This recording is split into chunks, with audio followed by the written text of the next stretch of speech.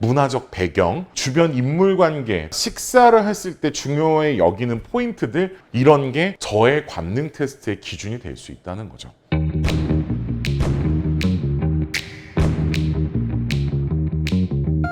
여러분 반갑습니다. 저는 여러분에게 항시 맛있고 즐거운 디저트를 소개시켜드리고 있는 베이켓의 항신호동 페이스트리 셰프 버나드 송입니다. 자, 오늘 저는 여러분에게 빵을 소개시켜드리기보다는 빵을 만들고 나서 이 빵이 맛있느냐 맛없느냐 알 수 있는 식품업계만의 테스트 방법이 있습니다. 그게 바로 센서리 이밸루에이션이라고 하는 식품 관능 테스트라는 게 있는데요. 저희 같은 이런 개발자들만이 그런 테스트를 하는 게 아니라 소비자 관능 테스트라는 것도 있거든요. 빵을 분석해가면서 먹는 방법을 알려드리면 여러분이 빵을 이해하고 제품을 만드는 데 있어서 이런 포인트들을 두시면 좋을 것 같다라는 의도로 얘기를 드릴 거예요. 보편적으로 관능 테스트를 하는 감각 5가지가 있어요. 미각, 후각, 시각, 그 다음에 촉각, 청각. 우리 이걸 뭐라고 그러죠? 오감이라고 그러죠. 이 5가지의 감각을 통해 관능적 품질의 특성인 외관, 향미, 조직감을 과학적으로 평가하는 것을 말한다. 첫 번째, 아까 시각에 대한 얘기를 했죠. 색과 질감 또는 외형적 인지, 분석 이런 거를 할 때 시각적인 거, 우리가 보기 좋은 게 먹기도 좋다고 그런 얘기 하잖아요. 너무 맛있어. 근데 막 모양은 막 발바닥 모양 같아.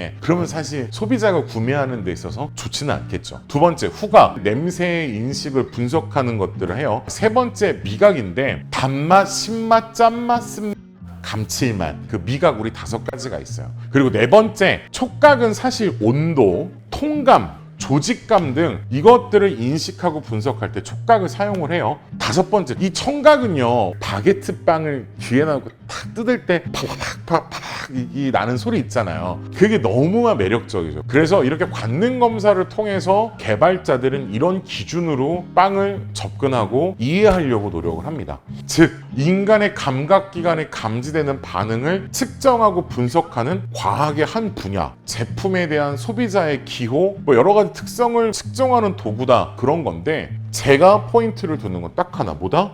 사람이다. 버나드 송이라는 사람도 있는 거고요. 영철도 있고 영수도 있고 옥순도 있고 이런 사람들이 존재하잖아요. 그런 사람들의 평가의 기준이 다 다를 수 있다는 거예요. 거기서 여러분이 생각을 해주셔야 되는 게, 제가 지금 체감하고 있는 문화적 배경, 주변 인물관계, 제가 식사를 했을 때 중요해 여기는 포인트들, 이런 게 저의 관능 테스트의 기준이 될 수 있다는 거죠.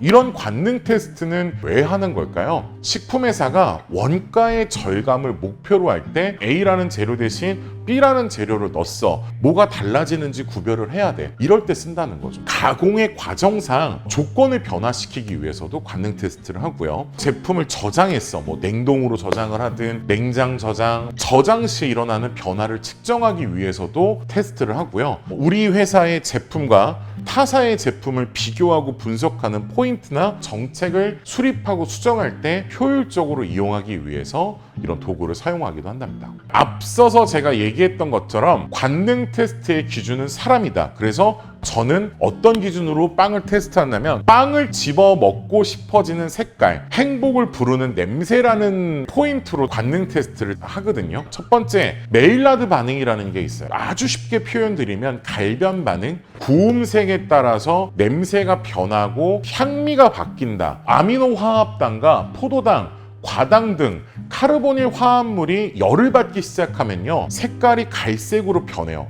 어려운 말인 것 같지만 간단하게 말씀드리면, 우리 발효된 빵을 오븐에 집어넣으면 색깔이 갈색깔로 바뀌잖아요. 색이 진해지면 진해질수록 냄새나 맛이 바뀔 수 있다는 거죠. 메일라이드 반응을 거쳐서 카라멜라이제이션까지 진행되는데, 연갈색, 진갈색, 탄 색깔, 이러면 당연히 어때요? 구수한 냄새도 나는 경우도 있을 수 있고, 약간 탄화된 느낌도 있을 수도 있는 거죠. 그래서 이런 포인트로 점수를 주는 거예요. 1점부터 5점 또는 1에서 10점이라는 기준치를 주고, 나는 이 색깔에 이런 향이 났어. 원래는 나눠져 있는데 저는 이 2가지를 묶어서 합니다. 그래서 이런 색에는 이런 향에 대한 포인트들을 나눠서 1에서 10점에 있는 숫자를 주죠. 두 번째, 저는 어떤 거를 테스트를 하냐면 식감에 대한 표현을 해요. 그러니까 빵 표면의 타마 정도, 익힌 정도에 따라서 식감이 차이가 난다. 예를 들어서 겉면이 얇아요. 부드러운 식감이 나겠죠. 그리고 겉면이 막 딱딱해, 막 두껍고, 그러면 딱딱한 식감이 날 수 있다는 거예요. 그 다음에 단백질량의 차이라는 게 글루텐 조직의 양이에요. 단백질, 그러니까 글루텐이 많은 빵을 구웠을 때 식감적으로 어떤 차이가 있느냐를 얘기할 수 있다는 거죠. 예를 들어서 쿠키를 우리가 엄청나게 글루텐을 많이 잡아가지고 쿠키를 만들었다 칠게요. 그럼 이 쿠키는 바삭바삭한 식감일까요? 아니면 딱딱한 식감일까요? 내가 만든 쿠키 죄송해요. 내가 만든 그 쿠키가 왜 맛없냐? 많이 썩고 치대가지고 맛이 없는 거예요. 정말 전문적으로 하시는 분들은 그냥 밀가루가 섞일 정도로만 딱 만들어갖고 굽기 때문에 바삭바삭한 그 식감, 커피 또는 우유에 한번 딱 찍었다 빼갖고 딱 물었을 때 그 쾌감이 있잖아요. 그런 맛이 만들어진다는 거죠. 그리고 빵의 반죽이 가열된 후에 팽창의 모습을 고용화되는 거가 이제 빵이잖아요. 그렇기 때문에 글루텐을 통해서 수많은 셀이 존재를 해요. 그래서 이 셀의 양을 언제 구웠느냐, 언제 소성했느냐에 따라서 식감이 다 변합니다. 세 번째로 저는 염분의 산술적 양의 맛의 차이라는 말을 써요. 그 말이 무슨 말이냐면 소금이 들어가야지만이 빵이 자연스럽게 만들어지는 거는 맞는데 이 염분량이 보통 1%면은 좀 소금이 적게 들어간 빵이다. 그리고 2.5%다 하면 아우 야 이거 짜서 어떻게 먹냐, 이런 게 바로 베이커스 퍼센트에서 1%냐 2.5%냐 이렇게 보시면 됩니다. 우리나라 사람들이 외국 사람들보다 빵을 좀 짜게 먹는 경향이 좀 있어요. 그래서 한국에서 빵을 만들 때는 단과자임에도 불구하고 염분량을 한 1.5%까지 진행을 해서 2.5는 넘기지 않는 거죠. 그래도 조금은 더 넣어줘야 맛에 대한 구별을 좀 여러분이 하시는데 포인트를 줄 수 있다는 거죠.